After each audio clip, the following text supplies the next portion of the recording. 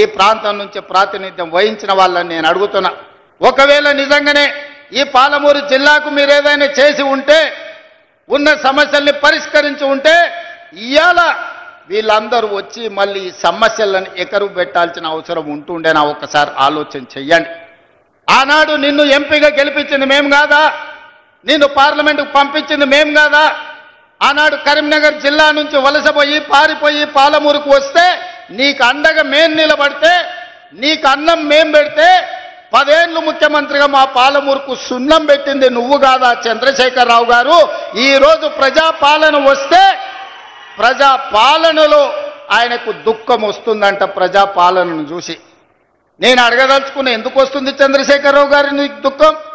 తట్ట పని, పార పని, మట్టి పని వలసలు పోయి కూలీలుగా ఉండాల్సిన పాలమూరు రైతు బిడ్డ, నల్లమల బిడ్డ రేవంత్ రెడ్డి తెలంగాణ రాష్ట్రానికి